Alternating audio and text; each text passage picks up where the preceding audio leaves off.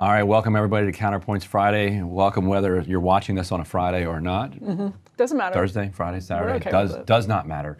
So today we're going to be joined by the new chairman of the Congressional Progressive Caucus, Greg Casar, Congressman from Austin, and where else is your district? Austin and San Antonio, and then Hayes and Comal County in between. I didn't draw the district that way, but it means I get to represent a lot of great people. It's a lot of Texas freeway driving. Yeah, if you call me and I'm not in Washington, I'm probably on I-35. On the road, got it.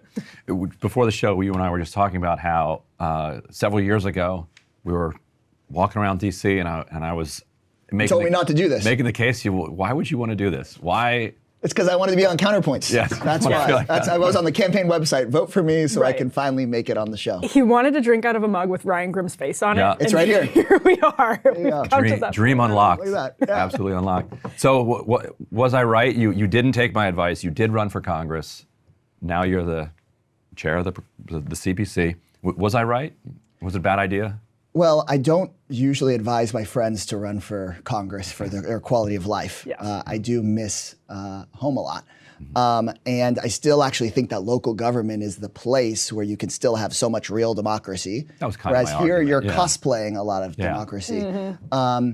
But we got to fix Congress. Yeah. You can't do foreign policy from the local level. You can't really do real redistributive taxation at the local level. Like if you want to take on the Elon Musks of the world and the autocrats and oligarchs of the world and address the big national issues, it's got immigration reform. You can't do it, at your county commissioner's Maybe board. your constituent, Elon Musk. Speaking of that, I just saw a report recently that Texas was going after Houston because Houston wanted to do the monthly, what do you guess? Oh, universal basic income. Universal basic income. Well, they come after us on anything. In Texas, they tried to close a Planned Parenthood that didn't provide abortion care, but it was sitting on government land, just basically provides like cancer screenings. And they filed a bill to shut that down just because other Planned Parenthoods somewhere else provided abortion care before the ban. So you at the local level, there's so much good work to do, but as you have these increasingly extreme state governments trying to shut it down, we've got to find eventually federal solutions. And that's where we were in the civil rights era.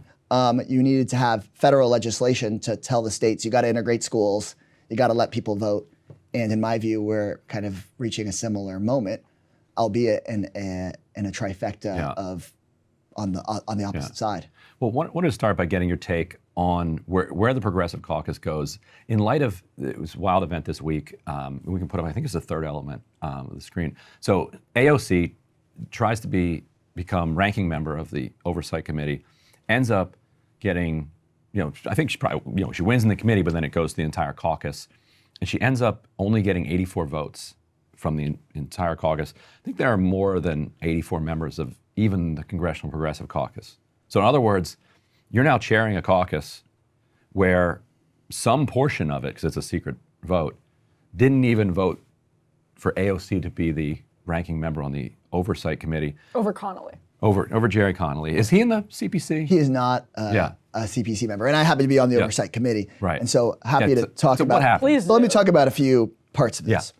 And I want to get to the oversight race quickly because I don't want to sound like I'm dodging your question, but you started out with the CPC, right? We are just over 90 members and really proud to lead the group, but it's a diverse group when you're talking about 90 members of Congress.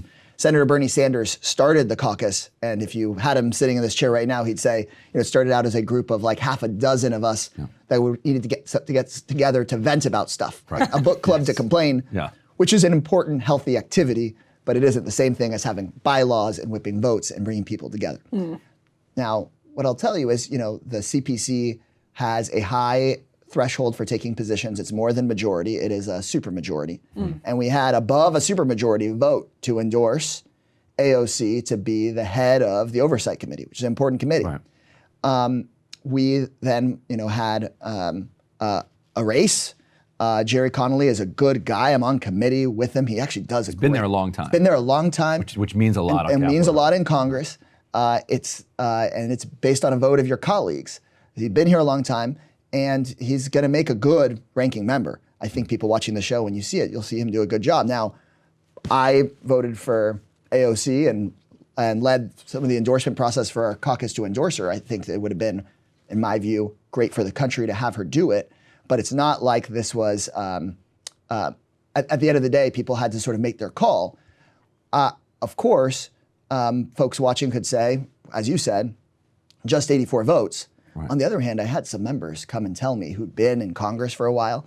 They said, man, if you'd told me that you're going to have AOC, who knocked out one of the top leaders of the Democratic Caucus when she ran against an incumbent, get nearly 100 votes and be in a close race to run a committee in like, what is this now? It's 6 years Alexandria's later. like finishing up her third term. Yeah. They might say, Greg, I know that you might feel a little bit, roughed up by this, but on the other hand, progressives are making a dent. So This is Congress time. now this is not. Now this isn't me trying to like come and sell you that this was some huge. That's a huge coup for progressives.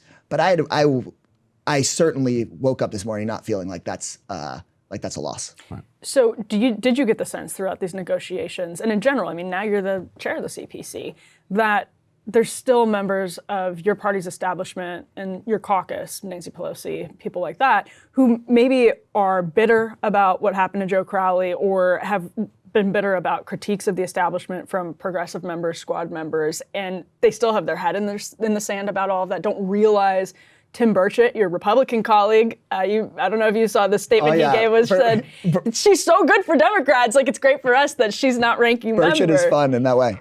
So do you think there are still people who are missing what Burchett is seeing, that AOC is very, very good for the Democrats? Oh, I mean, she speaks to a huge number of people that are disaffected, to younger voters. There are, of course, AOC, Trump voters, people that said they want to see change. And so you probably have plenty of people who split votes for you and Trump. I have that too. Yeah. And they openly, and this is anecdotal, say, hey, I disagree with you about this, and that, and really about this fourth thing. But I know that you're in it for the right reasons, that you're not on the take, and that frankly on core economic issues of standing up against corporate abuse, you're with us. And for example, in San Antonio, we have a very large veterans community. Met with a group of vets recently that are all across the political spectrum and talked about some of the companies that skim off veterans' benefits to try to get you the benefits you've already earned and deserve. And it's that kind of stuff that makes people say, well, on some of this cultural stuff, I may disagree with you, but on this, I'm with you. And I think that we need more voices in the party to be elevated that are willing to do that because, as Jesse Jackson said, it always takes a left wing and a right wing to fly a plane. And I think that we need to lean more into that. And some of that has to do, frankly, with no disrespect to the venerable Mr. Jackson, it isn't also just left or right wing. It's also a level of authenticity. Yes. And being sort of unbought and unbossed that I think our party needs to recapture. And so my hope for the Progressive Caucus is that we help lead reforming and transforming the Democratic Party in a way that improves our brand. I don't expect that we're going to be 100% successful in it, but if we can help, I think that helps the party, and I hope the party starts seeing that in its own self-interest rather than as something that's bad for it. I think AOC has been good for the party, has it brought us votes. When she first came in, she talked about forming a sub-caucus, but she floated the idea of like a freedom caucus for Democrats. And then there was, at the time, the Progressive Caucus said, well, wait, no, don't do that. We'll be tough, we'll be strong. And they kind of tightened up requirements a little bit, put some tests in for the first place, but not much. Gentle. I think maybe one person left. Was like, this is too much for me. I'm not going to vote for all this stuff. Are you going to tighten the reins at all? Like, are there going to be litmus tests, tighter litmus tests? Like, what is it currently, and what do you think it should be? So and also corporate PAC money. Like, there's been some push that the DNC should say, look, we don't take corporate PAC money anymore. Should the CPC say, look, we don't take, if you want to take corporate PAC money, you can't be in CPC. So our CPC's PAC is funded by our members and doesn't take corporate PAC money. There are CPC members that are sort of across the board on that issue. We're a membership-based organization, and so our members decide those rules. I don't decide. You can't dictate. I don't dictate those rules. I personally don't take corporate PAC money, but I do think that it's a pretty minority and of a minority space in all of Congress.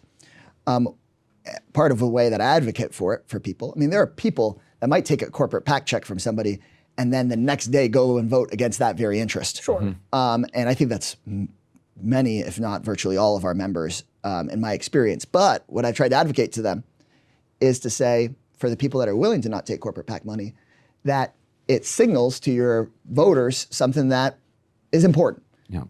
And I think that that's an important place to be. But what I'll tell you is, we've got a high threshold for endorsement, just like we have a high threshold for changing our bylaws. So what I hope the Progressive Caucus can do is say, look, there's going to be some smaller segment of those 100 members that are going to take some tougher stances. And I'm going to be willing to stand up for them. There's going to be some of our members that can't take those stances, but that's okay. I can back them up for what it is they're trying to do because they should be able to add to this equation as well. And here, let me give you a good example. I think Cori Bush did something incredible by sitting on the steps of the United States Capitol when Congress left town during the pandemic and pushed Joe Biden to extend the eviction moratorium, keeping millions of people in their homes. You call that left wing, you call that old school Democrat, you call it civil, whatever you want to call it. Cori Bush helped millions of people without having to convince Joe Manchin of anything, without having to get a House vote. She has a specific role that I think is so important, and I think we should have better appreciated that as a party when she was primaried. But then somebody like Matt Cartwright, who just lost his race, he's in Western Pennsylvania talked about in him a on Wednesday's district. show. Yeah. Oh, good. Yeah. Ryan loves Matt Cartwright. Yeah. Yeah. I mean, he's a great member, a great guy, and it's a loss to the Democratic Party and the progressive movement that he's not in Congress anymore. Yeah. He probably couldn't sit on the steps of the Capitol. He probably wasn't going to be somebody that could take some of those votes, whether he agreed with them or not, that maybe some people might want to stick a litmus test on. But you know what? He was winning over Trump voters where we need to be able to convince people, and it's because he was willing to stand up for workers across race and ideology. So people can have sub-caucuses or smaller groups. That's everybody's prerogative and choice.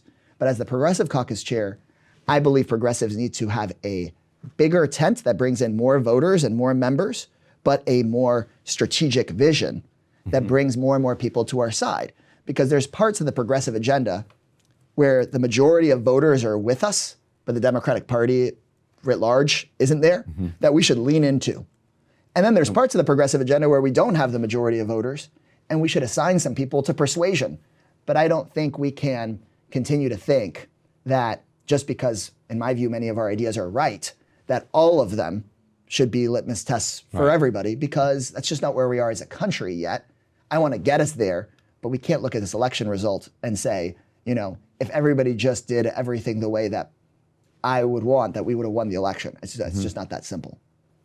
So you mentioned whipping votes, and I'm curious. I mean, obviously Republicans have a very thin margin again, and right now, even as we're... And Trump keeps making it thinner. Oh, and if they get a George Santos on their hands, who knows? And as we're talking about this right now, Elon Musk has come out and said, kill the bill bill to fund the government. It's not good enough. And there are threats to get rid of Mike Johnson in the new Congress and all of that. They're a mess. Although people would argue, and maybe even some progressives would look at what the Freedom Caucus did, I think before this iteration of the Freedom Caucus, but previously with John Boehner and with Kevin McCarthy. They got so many concessions out of Kevin McCarthy because... Well, I mean, they killed immigration reform. We literally would have had like pathway to citizenship. So many of the issues we're facing with Trump wouldn't exist if Boehner had put immigration reform on the floor. Yeah. And they worked as a bloc and whipped votes. To do something horrible, that's right. They were a smaller group, not a sort of bigger group, but they were smaller, and they did enforce litmus tests. I guess I'm curious if you think there's room for something like that, whether it's the Congressional Progressive Caucus or a sub-caucus. Is it better to have a big group or a small group that does enforce rigid litmus tests and throw its weight around? Well, what you're asking me, I'm a chair of I've now been elected chair of a relatively big group. Yes. And what I've tried to describe here is that that big group is going to have has a variety of members.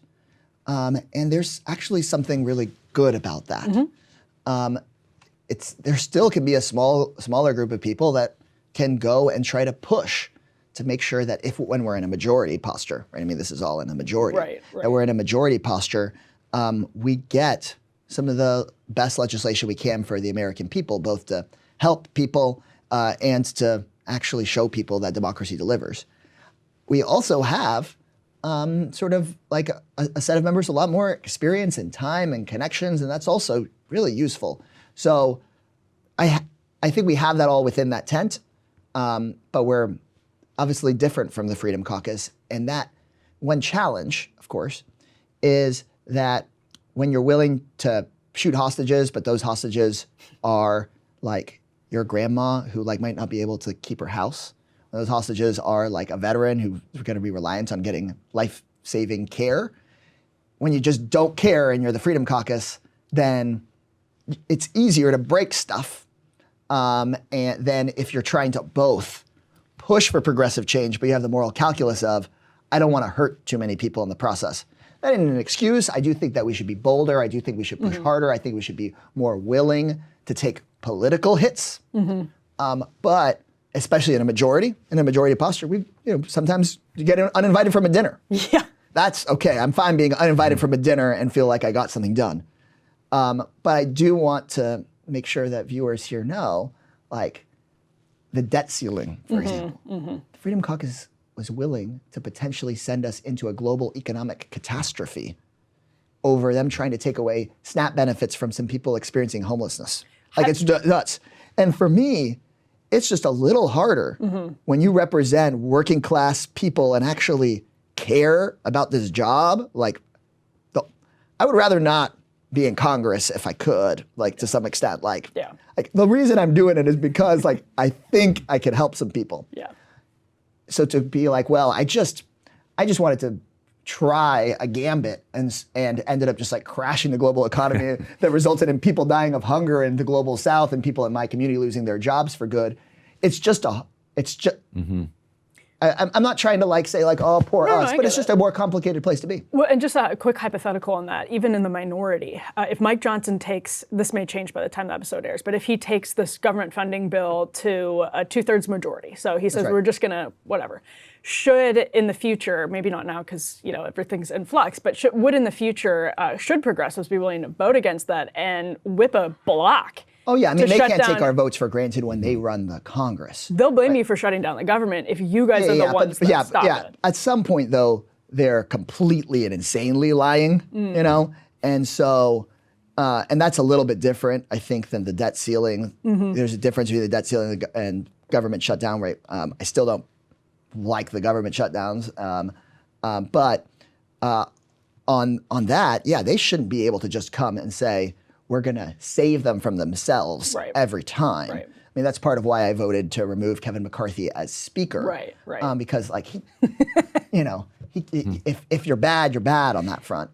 But I do think that if they can't pass a budget or keep the government funded and they need a significant number of Democratic votes or even progressive votes for that, like, I'm not going to vote for a government funding package that does tons of horrible stuff if they need my vote.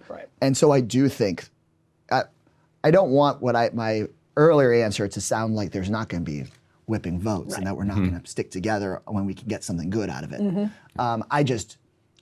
Because I do think there will be opportunities for us to strip out, do harm reduction, harm mitigation, and strip out some of the worst provisions if they need our help. I'm just wanting to lay out the fact that there is a difference between being a freedom, I guess, it'd be pretty hard for me to make this mug. I'm not like, I know it's not probably like handmade ceramics, but whatever. Ryan makes all of them. Yeah, I don't know. This would be pretty hard to paint or draw, but it's real easy to smash it to pieces.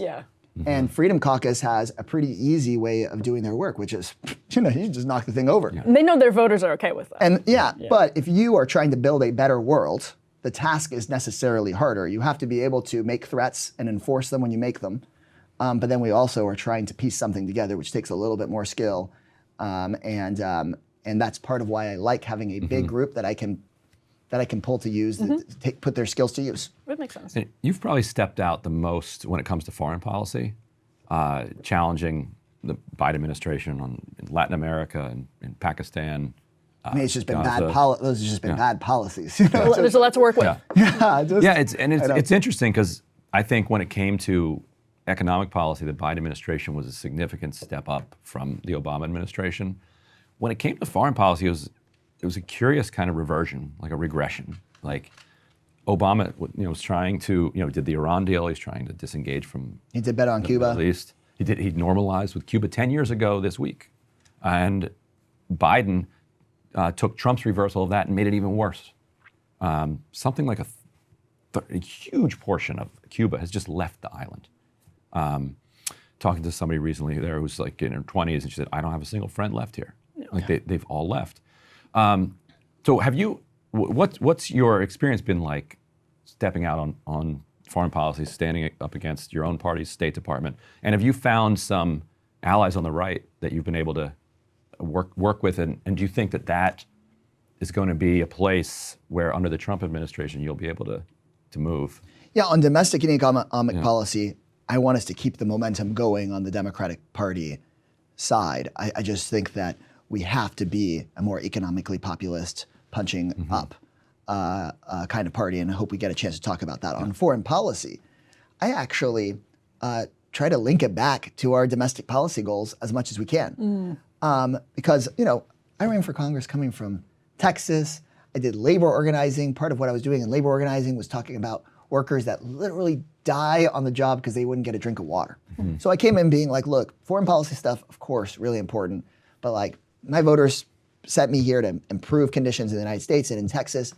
But the more that I look at it, our sanctions policy in Venezuela was like driving a ton of not all of, but a significant part of the migration that then we're having to deal with as we deal with Republican propaganda to deport and separate all of the families we've got here. And so not only was this bad for people, everyday people in Venezuela, for us to starve everyday people, contribute to the starvation of everyday people in Venezuela, while really doing nothing to deal with the autocrat that's in charge. I mean, I'm not here to be an apologist for Maduro, but I just don't think that clearly it hasn't worked. Clearly it hasn't worked. And the one thing it has worked to do is worsen economic conditions for people that have nothing to do with that. By own definition, have nothing to do with it. And made our own immigration policies, our own immigration politics much worse. Or same thing with Cuba. Or when you look at Pakistan, how is it that we as a country are going to be talking about preserving democracy, making sure that every person has a right to vote, ending gerrymandering, getting big money out of politics, and then in an enormous country, I mean, we're talking about one of the most populated countries on earth, nuclear-armed country that we're allies with, we're going to say like, oh, but they get a pass on this?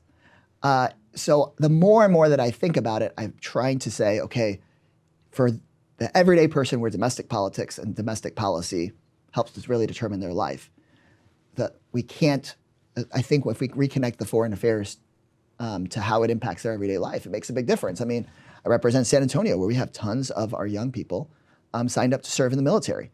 They're ready to serve. That's their job, and we should be extremely not only grateful to them, but then sensitive to why would we let some of our own military allies, for example, the Israeli government, help escalate regional conflicts that could then put our own folks in danger. I bet the Trump voters who split ticket with you understand that very much. Like when you're talking to people, the question for me that I would have is, do you think Hakeem Jeffries and people in that sort of camp understand the argument you're making? What response have you gotten as you tie those two together from members of your own party who haven't actually connected those dots over the course of the last 10, 20 years? I think that we have an opportunity in the soul searching that's happening right now. I think this soul searching is really healthy and really important for us. Of course, there are people that say, overall, a lot of these elections, it was still a really slim margin. How much do we really have to change? Or people who say, well, this has happened in all these other OECD nations. the vibes. It's the Everybody's losing, so it's okay if we lose. To lose to Trump? I mean, just a second ago we were talking about how he's this horrific threat, and I still happen to believe that after the election. And you know what? I also don't think we should lose to like incoherent, rambling, incompetent people that are like not really in it for anybody but themselves. Like, how dare you? I don't know. I think we should have won by a lot. And so you got to ask yourself, why didn't we win by a lot? Especially given that some Democratic polling said that we were supposed to win a lot more seats than we did. And as the incoming Progressive Caucus chair, people might expect me to show up and say, like, well, if we'd just been more progressive, we would have won all those races. And in some cases, that would have been helpful, but that's not the one core answer. I think we should make sure we're not creating more political problems for ourselves with our foreign policy. I think that now has legs in ways that maybe it didn't before. So people are actually getting that finally? Well, it's been a month, and you got to subtract Thanksgiving, right? So you know, like my hope is that we have time. We actually take the soul-searching moment, and we will see. But the best that I can do, and anybody can do, is to try to speak up about it. And my hope is that as we get better and better data, and the voter file gets to the party, what I think we will likely see, but we don't know, but what we'll likely see is that this was a working people issue and disaffected voter issue across the board, right? And that's what I expect we're going to see. That's at least what I saw in Texas, and then I spent time campaigning for the vice president in Nevada. And in my experience, a lot of those disaffected voters, it isn't necessarily left-right. For some of them, it might be, but it is more about being real, about knowing you're fighting in their corner, and that you're willing to take on the villains or special interests or the inconveniences for yourself, like for them. And so, you can call that whatever it is you want to call it. But I think that if we want to get past, Trump saying that your rent is up because of immigrants, we've got to say an asylum seeker isn't raising your rent. It is a Wall Street hedge fund. And their CEOs are the people Trump is appointing to the cabinet. And I'm willing to stand up to them and get it uninvited from the dinners. And that, I think, in my experience, make the difference. So we covered the Dan Osborne race. Yeah, what an example. He ran as an independent. What he ran on was would not have been out of place as a Democratic senator. But he was an independent. He'd always been an independent.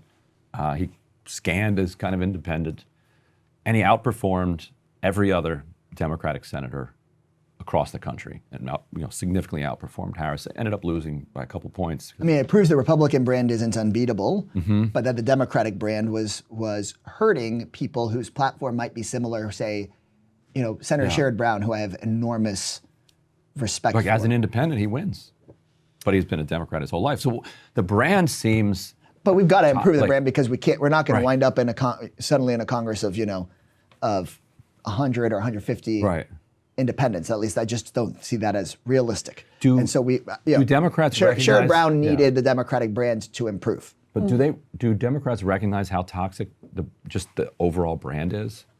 Especially on the culture stuff, which I think Osborne was very careful, and maybe just because his own ideology allowed for that. But there are people who make AOC is one such person who makes a good argument about how Democrats can talk about the culture war in ways that work. But that is probably the most toxic part of the brand for people who aren't Democratic base voters. Yeah, I think Republicans have been very good at setting that narrative. So I'll tell you one of the stories from Nevada when I was campaigning there, and I've heard it in my own district in Texas. But Nevada being a key swing state, people should pay attention. I was meeting with a group of Hispanic construction workers, and folks that said, "Look, I voted for Hillary, I voted for Joe, but this time I just don't know." And what they brought up was I think that you're spending your time. What my impression I'm getting is that you're spending your time working on issues that have to do with a very small number of people. And I was real with him. I was like, "Are you talking about LGBTQ people?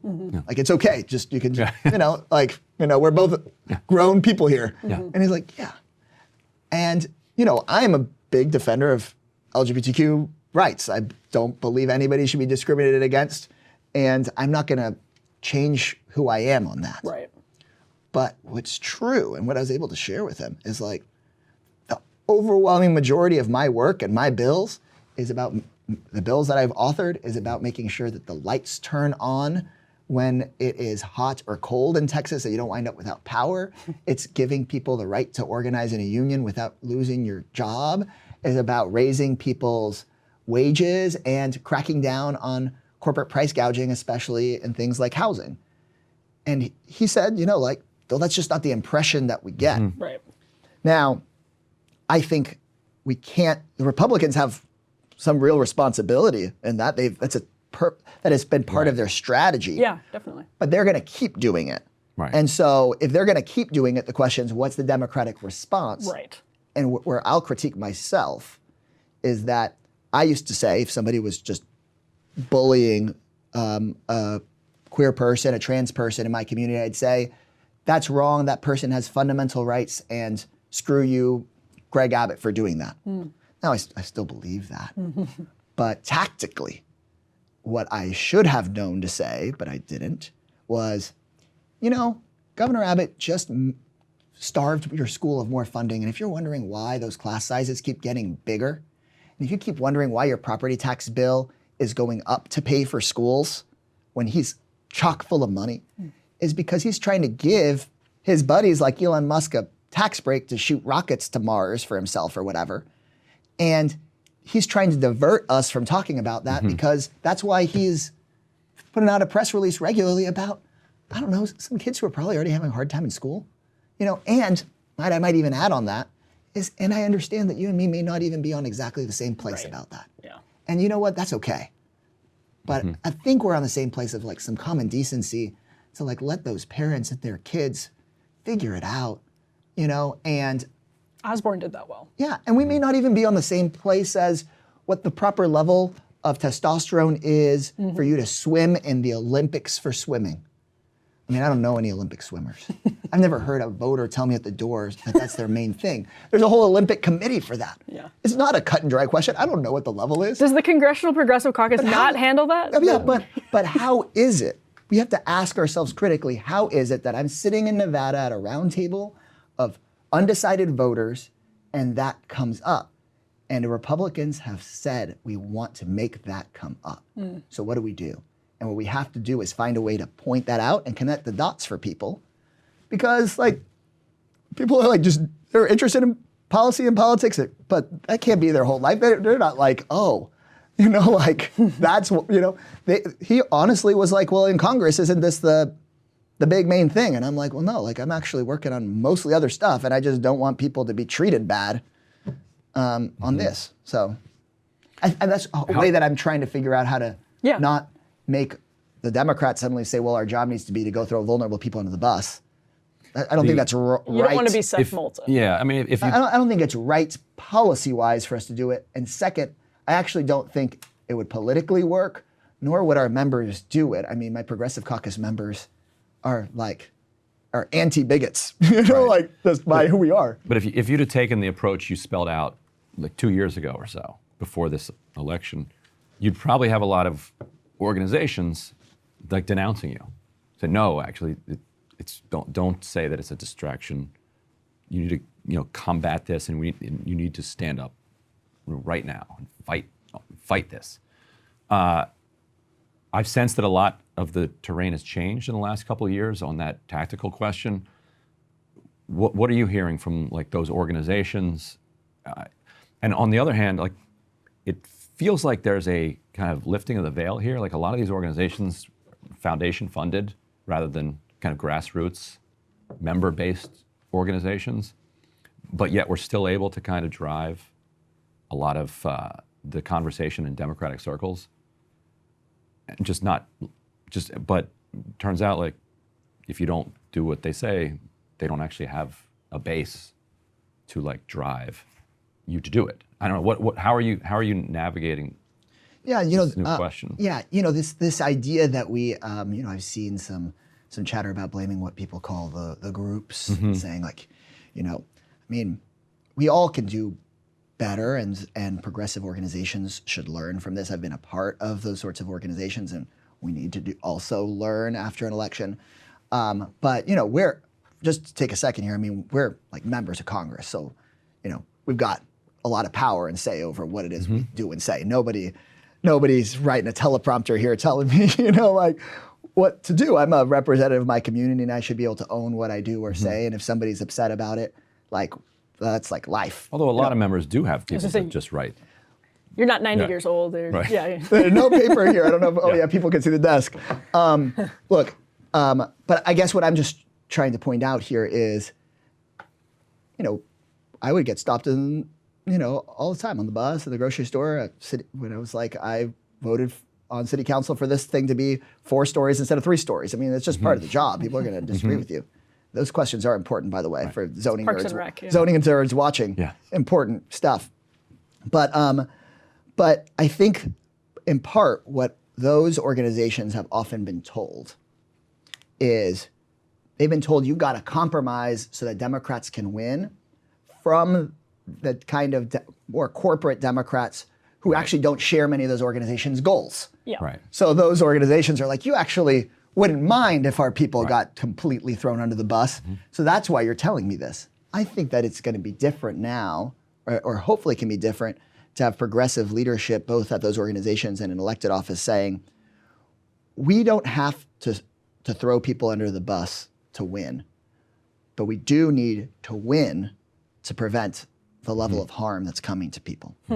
And so I'm not telling people to compromise their values.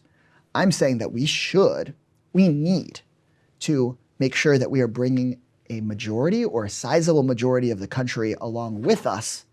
Otherwise, we're vulnerable to the propaganda. And when we lose, the results can be disastrous.